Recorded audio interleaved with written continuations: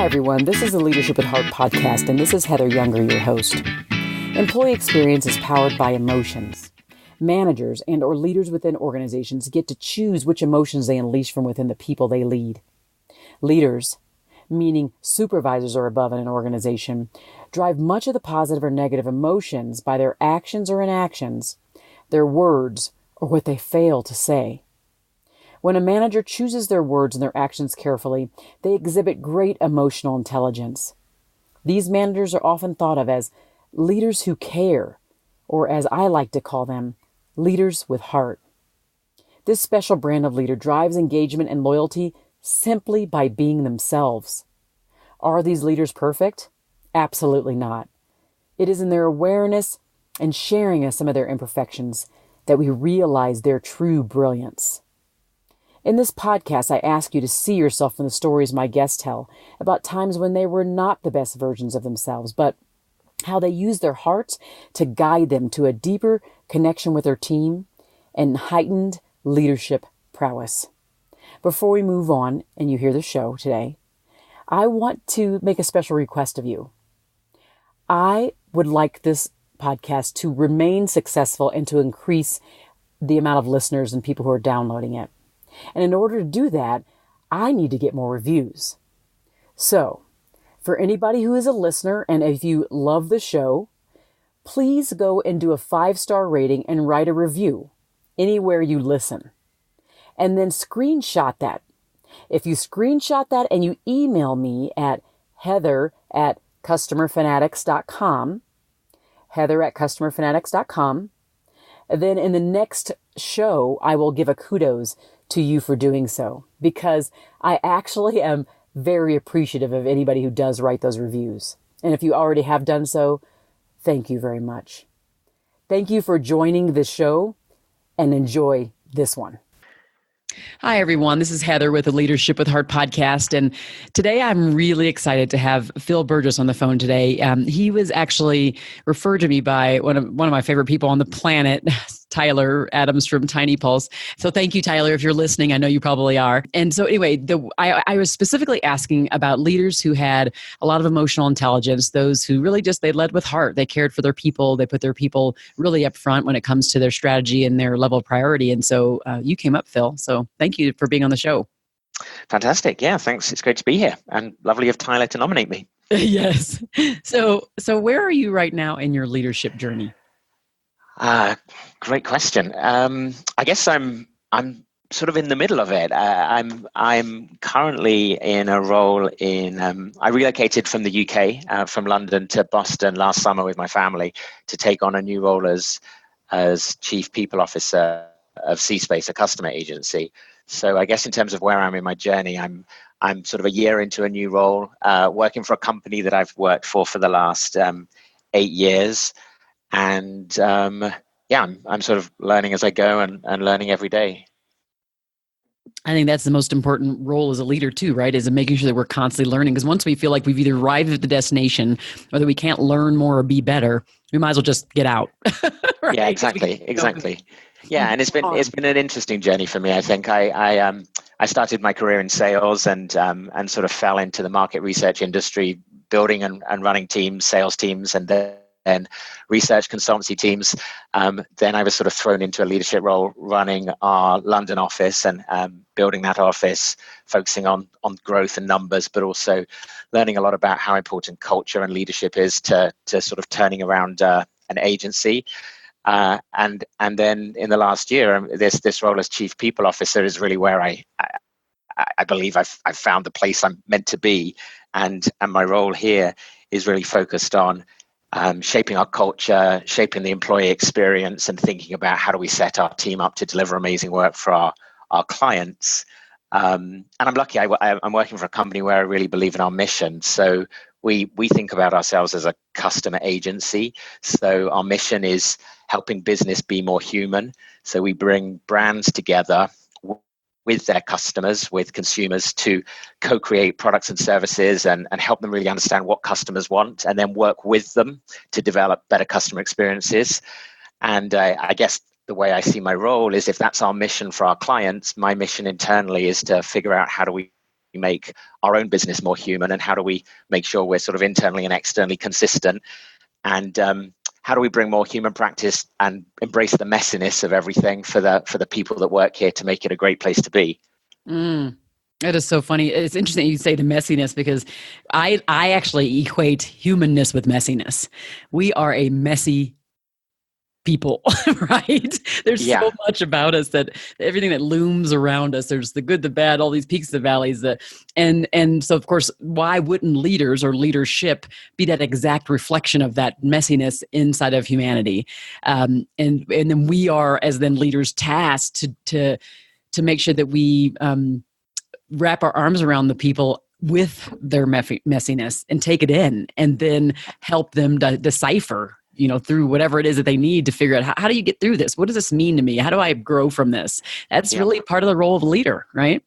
Yeah, it's so true. I mean, I talk a lot about embracing the mess, and the fact that, as leaders, we're all imperfect. As people, we're all imperfect, and we've been thinking a lot about how do we think about our culture and the people within it. How do we get them to bring themselves to work, embrace the fact that we all need to be a little bit more vulnerable, a little bit more supportive of one another. We're all works in progress, and I don't know, we're even thinking about it. How do we embrace it as part of our value proposition as an employer? So when you join us as a company, we're looking for people who are works in progress, who are self-aware enough to know that they've got stuff that they get wrong, who are happy to talk about those things. And then I guess I see a big part of my role as a leader in how do we shape a culture that makes people feel safe enough to talk about that, so that they can get to, I know it sounds cheesy, but being the best version of themselves. And how do I guess it's a big responsibility, but something I believe in strongly, that how do I model those kind of behaviors so that people see me and other members of our leadership team, talking about the stuff that we're messing up, and showing that we don't know all the answers, but still inspiring confidence that we kind of know where we're going, but we might not exactly know how we're going to get there. It's kind of a messy journey, but if you embrace it, it can be fun. I love all of that. Like, just, made the hair on my arm stand up, Phil. People who listen to me, they know I get really just giddy and funny about this stuff. I love it. So inspiring confidence and showing showing them that the leadership team doesn't know everything, but striking that balance. That balance is a tough one too, right? I always coach executive teams when they are, obviously trying to build out the culture and create more trust and connection with the troops, is that they do have to show up. They have to be more vulnerable. They have to admit they make mistakes, and they have to go to other people and say, well, you might have better answers than me. They have to do that while at the same time having people feel very comfortable. And like, there's a safety element of safe, that I can talk about these things that are not clean, that are messy, as you say. But at the same time, also, just, again, be at the point where I can be confident in your leadership. So all of it is just, it is an interesting high wire act. Yeah, it's hard. And I think on a good day, I feel like I get it right, and I'm good at inviting my team to give me feedback on how we're doing, and do they understand the vision and the direction I'm taking them in. And then on a bad day, on a bad day, I can criticize myself and worry about am I appearing flustered or indecisive, or am I sort of passing my stress onto others by not having a clear plan? And I guess what I've tried to do, certainly with my direct team, is invite feedback from them about how they think I'm doing. And someone said to me the other day, one of the guys that reports into me, who's an awesome guy called Jesse, and he was like, Phil, sometimes I know you've got a lot on your plate, but when you're sort of racing around the office, you run between meetings, and that stress can sort of pass on to us. So we know you're all over it, but maybe just think about how you could slow down. And I appreciated that and took it to heart. And over the last couple of months have been really focusing on how do I show up, and I show up in different ways, but it's helpful to have a team who kind of point out those little things, and the things that I think I'm setting the pace, and other people might be interpreting that slightly differently. I focus a lot on trying to provide space for people to point out where I'm getting stuff wrong. And then I try to be as vocal as I can with my team about, this is some of the feedback you gave me about how I'm not running team meetings quite as effectively as you want. And and hey, we're going to try something different today. And I think that helps give me confidence. It allows them to give me feedback on what I'm getting right, which builds my own, I don't know, confidence and self-esteem as a leader. And it also helps them be sort of not see me just as the guy that's got all the answers, but as someone who's kind of working with them to move us forward. Does that make sense? Oh, it makes a lot of sense. I mean, you are.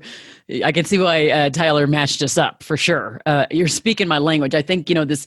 I talk often about listening to our people and then doing something about what you hear. Like, it's actually the single most important thing we can do as a leader, because when we act based upon what it is we hear, there's a certain level of importance they feel. Like, okay, I'm validated in just being who I am, and that my voice is powerful. And so when you, as you've just described as a leader, respond, so ask, act, and then respond, and then act and respond, tweak who you are, it says, and well, he doesn't think of himself as better than me. He thinks I'm important, and in some ways it might be more important depending on the context. And then he responds to me. My voice is important. It's hard to explain it, but it speaks to the core of humanity. We want our voices to be heard. Yeah, absolutely. And I mean, I think one of the things that certainly I found challenging as I've moved from London, which was a 140 person office, to the Americas. So we have 350 people across 3 offices. So I'm working with a team that I sort of have inherited in many ways. I haven't recruited them all into the business, which was more the case in my previous role in London.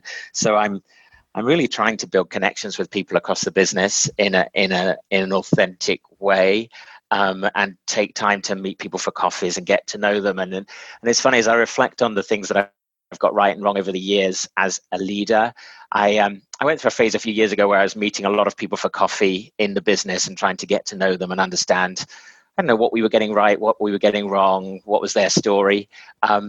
And I remember getting some feedback from people in my review where they were, this was other leaders, and they were like, you spent way too much time just like having coffees with people. And for a while I stopped, because I was like, oh, well, maybe they think I'm not adding enough value, and maybe I should be more strategic over here or pushing the boundaries over there. And then when I thought about it, I was like, well, I think when I'm doing a good job, I'm connecting with people and I'm listening, and I'm usually the one getting more out of those conversations with people anyway, because I'm learning about what I can do differently.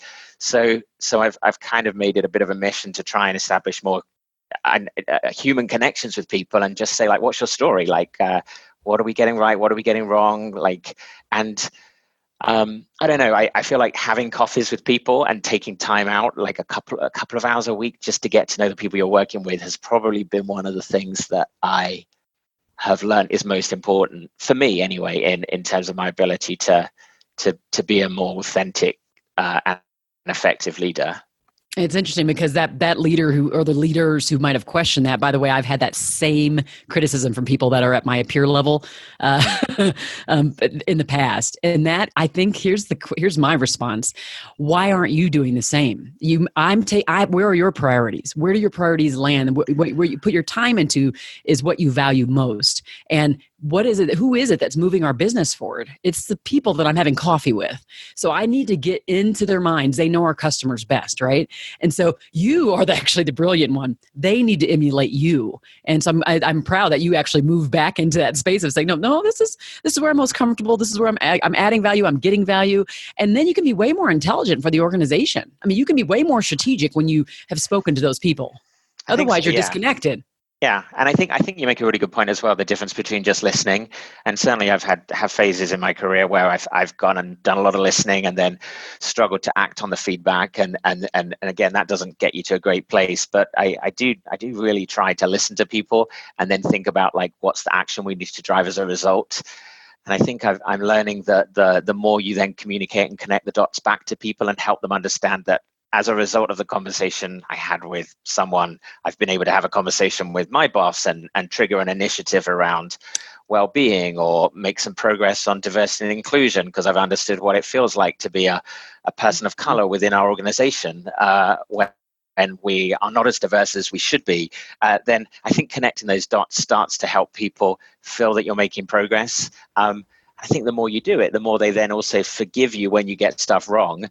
And you can start. We talk a lot about how do we move from sort of a parent-child kind of relationship where leadership are there to solve problems, to how do we have a more adult-to-adult conversation with people about stuff. So I also find that in the coffees and connections I have with people, if they're asking me something that I just can't change or I don't believe should be changed, it does help me to sort of be quite transparent and sort of raise the curtain a bit around like what's going on, and even that builds trust, even if you haven't necessarily got the solution or the solve that they might be looking for at the time.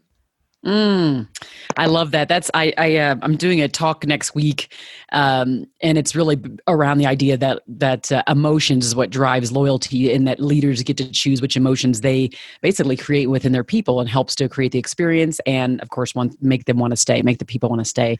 So this idea of being transparent when you can't say yes to something they've requested, to be transparent about why you cannot. And that actually, like you just said, it builds trust even more so sometimes than when you're always saying yes to stuff.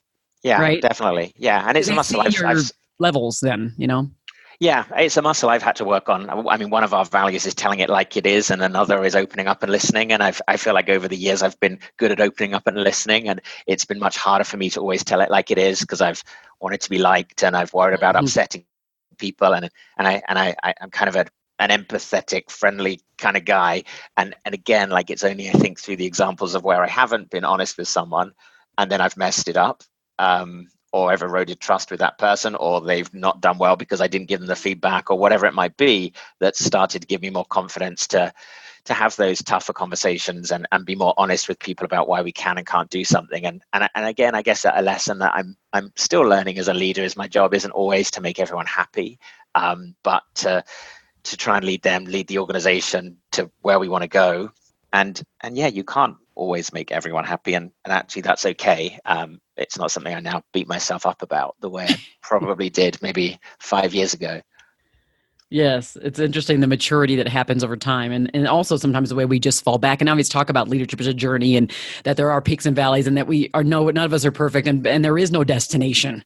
It's just a journey. There is no destination. We always are going to be trying to just improve and be the best we can for ourselves and for those around us. And that's just the way it's supposed to be. And I think once we get to that point, or that reality, to kind of check like you did, it makes it more palatable, because it can be super overwhelming if you think the destination is perfection. Yeah, definitely. So is there ever been a story, and I know you just you talked about some things just now, and I think that's amazing, because all of what you just said, I think, revealed so much to the listeners and to me. So thank you for that. But has there ever been a specific time where, that idea of not being the best version of you, which I don't think is cheesy at all, because I think we all know when we are that best version, when we are not. And I'd love to hear a time when maybe you felt like you weren't, but then, what is it that you did to come out of it? What was that realization or aha moment for you? It's a good question. I think for me, I mean, I probably one of the biggest challenges I've taken on as a leader was 4 or 5 years ago when I was working in the London office of our agency, and we'd just been acquired by a holding company, and we'd just been merged with another company, and I was about to move into a sort of commercial director role, and a colleague of mine was about to move into a strategy role, and then the MD of the business resigned, and I just told him and his boss that there was no way that I would ever want to run a business, because I never thought that would be something that I would be good at, or really wanted the stress of doing. And then when my boss resigned, his boss came to me and another guy called Felix and said, would we like to run the London office as joint managing directors? And we said yes, and we had sort of 5 days to get our head around the idea, and then it was announced to the business, and we found ourselves running an office of about 100 people that had just been acquired, just been rebranded. We did an employee engagement survey at the time, and only 40% of people in the business thought that they would stick around for 12 months, and only, I think it was about 58% of people felt proud to work there. and we'd actually had to lay off some people the year before because of some financial challenges. It was a pretty hairy time, and for those first 3 months, we didn't really know what we were doing as leaders. And I think what we got wrong was we were both trying to be something that we weren't. So we were really trying to, I think, conform to what we thought leadership was, which I think at the time was you needed to know the answers, you needed to stand at the front of the room and pull everyone along with you and get them to sort of run up the mountain and buy into your vision. And because we were in this co-leadership role, we would get in a room, we'd come up with an idea and we'd present it to the company, and we would try and get them to sort of come on board. And we just felt that we were getting more and more resistance. People were still leaving. People were sort of like moaning about everything, from like the breakfasts we provided weren't good enough. Like we were not upbeat enough. We were too upbeat. And we were just like, what is going on? And we found ourselves jumping in rooms and being like, oh, we're working with a bunch of entitled millennials. Like, what is going on? And then we were like, oh, we're kind of entitled millennials too. And maybe we're sort of modeling a lot of the behaviors that, I don't know, we're not doing a great job of modeling the behaviors that we want to see in others. And I think for us, it was a bit of a realization that actually, like, as leaders, we needed to start to model the change we wanted to see in the people in the business. And we also needed to stop like trying to be people that we weren't and just embrace who we were. And I think the change for us was firstly just acknowledging that. And then secondly, we called a company meeting where we sort of just, we stood up and we just admitted where we were at. And we sort of told a bit of a story of like how we felt about leading the business. We talked about our personal vision for where we wanted to go. We shared some of our own personal beliefs around leadership and the kind of company we were building. And I remember saying like we want you to come with us. And if you don't want to come with us, that's okay. Come and have a chat with us and we can help you find another role, which for me was kind of scary because I'd always been seen as the kind of friendly, nice guy that wouldn't ever say anything like that. And I think that was the start of a shift for us culturally, but also for us and leaders in being more true to who we were and not trying to conform to, I guess, what we thought leadership was about.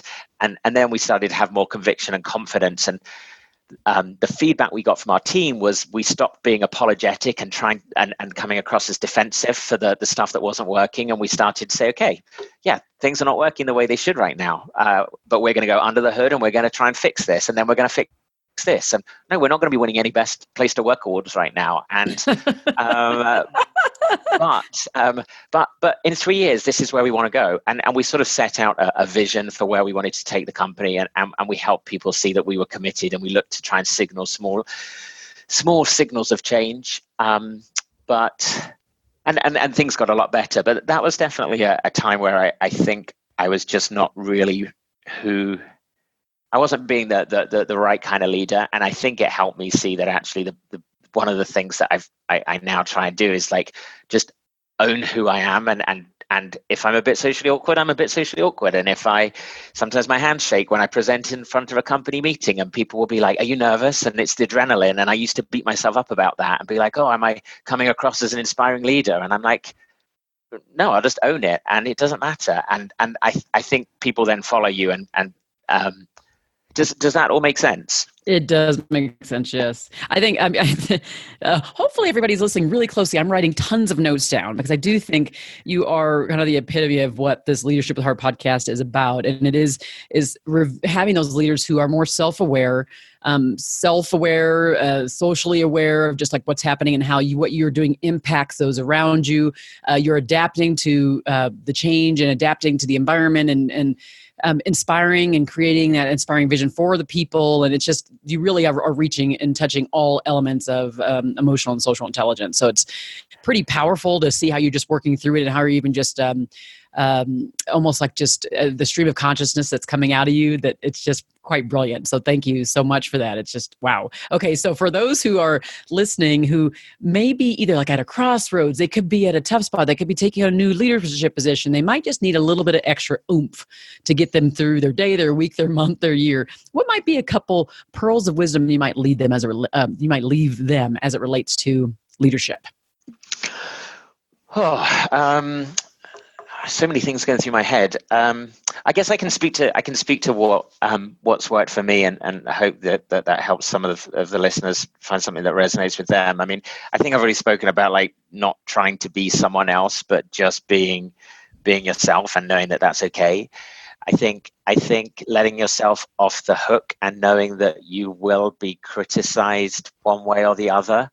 I think over the years I've certainly taken to heart criticism, and like I might design my leadership messages or stories to try and keep everyone happy. And I guess I've learned that I need to just have conviction in what I'm doing, and know that if I have a strong point of view or I'm doing something, there will be someone who will probably criticize me, and that's okay.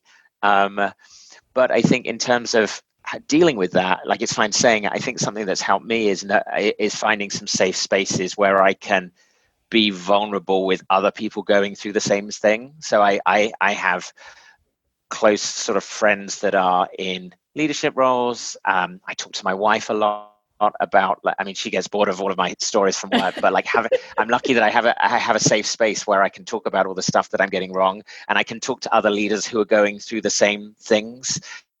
And I always get confidence.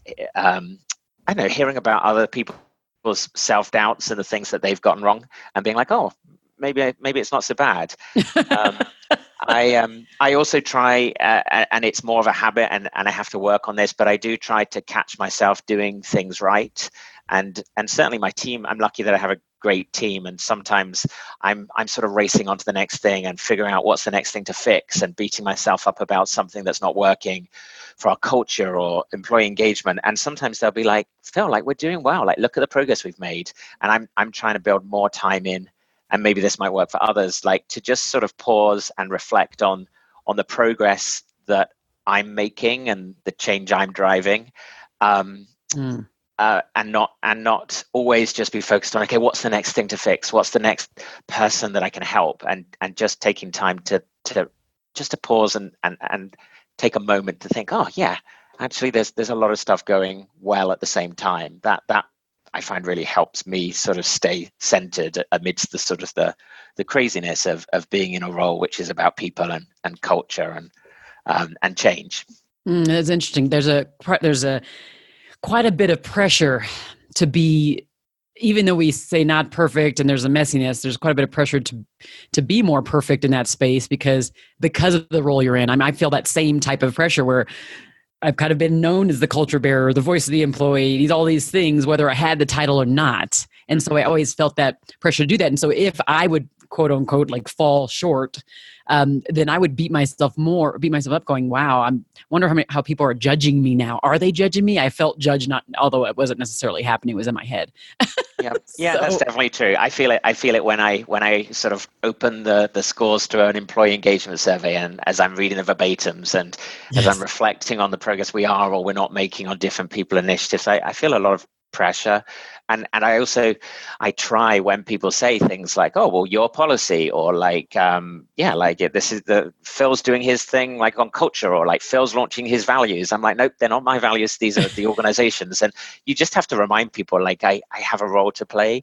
But really, like, everyone owns the culture, and I always get nervous when people start to push that towards me, and then I think, okay, I'm doing something wrong if they think that this is my job to fix this or my job to sort this out, because I think my job is to figure out how do I facilitate conversations within the organization and across leadership around, like, what is the stuff that we need to do better at, and if it starts to be seen as my thing to fix, then we're doing something wrong. I love it. I absolutely love it. This has been amazing. Honestly, I could go on and on with you in particular. I know I can't do that for those who might be on the road trying to get a 30-minute boost to their day. But this has been wonderful, Phil. I really appreciate it. So for those who are listening, if you love this show, please do share it. And I always tell people that in order to ensure the success of the show, you want to go to Apple Podcasts or wherever you might listen, give it a 5-star review, and actually write a review for it, because it does help with the algorithm. There are quite a bit of leadership podcasts, but I think there's something special here. And of course, I'm biased, but I do think there is, because there's just all people like Phil who are on the show who just bring so much value. So thanks again, Phil. This has been amazing. Thank you. I love this stuff. So if anyone wants to reach out to me, they're welcome to sort of ping me a note on LinkedIn. And I'm passionate about this stuff. So it's been a pleasure. We'll make sure to put that contact information inside the show notes as well. Great. Thank you so much for everybody for joining the Leadership with Heart podcast. Thank you for listening to the Leadership with Heart podcast. You can grab the show notes by visiting customerfanatics.com. And don't forget to subscribe to our newsletter.